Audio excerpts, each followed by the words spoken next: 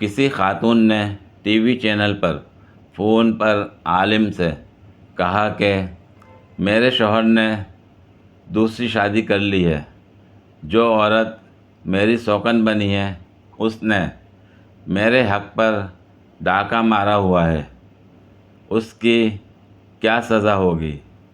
مولانا صاحب نے ان کی بات سن کر جواب دیا، محترمہ، آپ کو شدید غلط فہمی ہوئی ہے۔ ڈاکہ آپ کی سوکن نے نہیں، بلکہ ڈاکہ تو آپ نے 3 عورتوں کے حق پر مارا ہوا ہے۔ یہ سنتے ہی موصوفہ نے فون بند کر دیا۔ کل پاسپورٹ دفتر جانے کا اتفاق ہوا۔ چونکہ رش زیادہ تھا، اس لیے ویٹنگ ایریا میں بیٹھے میں ادھر ادھر نظریں دوڑانے لگا۔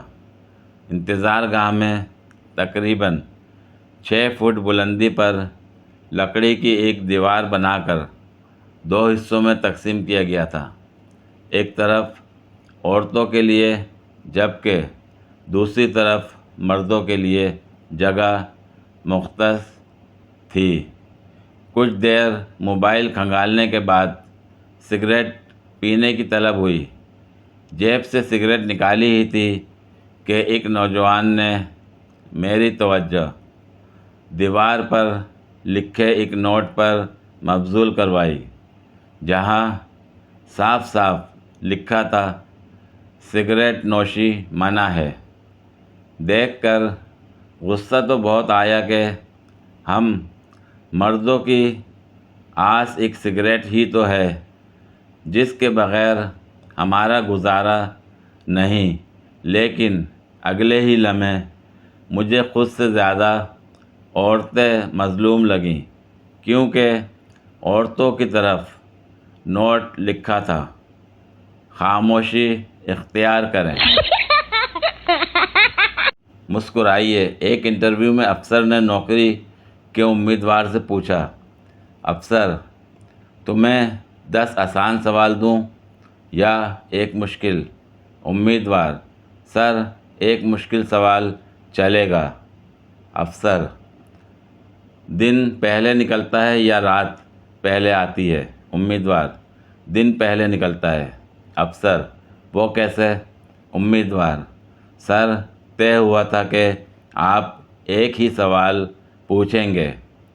امیدوار کو حاضر جوابی پہ جاب مل گیا۔ ایک شدید کنوارے کا خواب۔ شادی کا ماحول تھا، ہر طرف شادیانے بج رہے تھے، ہر کوئی بظاہر بڑا خوش نظر آ رہا تھا۔ بارات میرج ہال پہ پہنچی تو تھوڑی دیر بعد قاضی صاحب نے نکاح پڑھایا اور بعد از نکاح رشتہ داروں کا ایک سیلاب امڈ آیا اور سب باری باری مجھے گلے لگا کے مبارکباد دینے لگے۔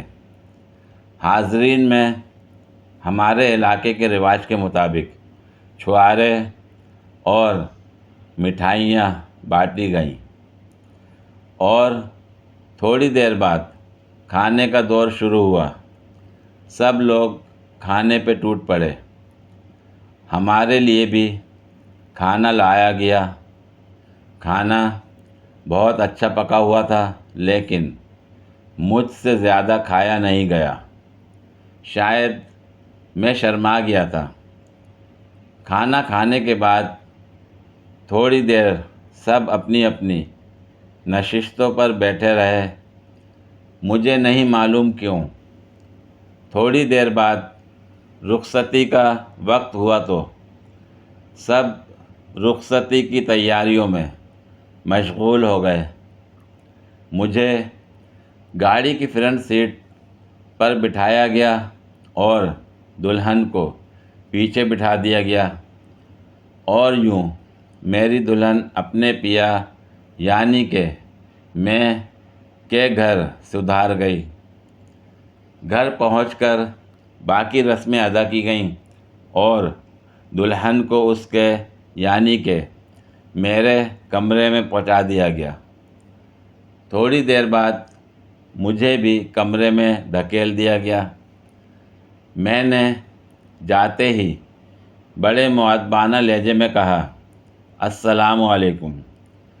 چند لمحوں کے وقفے کے بعد اس کی طرف سے بھی احترام سے بھرپور آواز میں جواب آیا، وعلیکم السلام۔ میں فی الفور اس کے پاس جا بیٹھا۔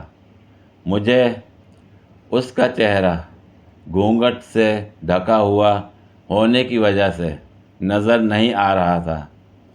میں ایک لمحہ بھی ضائع کیے بغیر اس کے پاس جا بیٹھا، اپنی جیب میں سے کنگن نکالے جو امی نے اپنی بہو کو منہ دکھائی میں دینے کا کہا تھا۔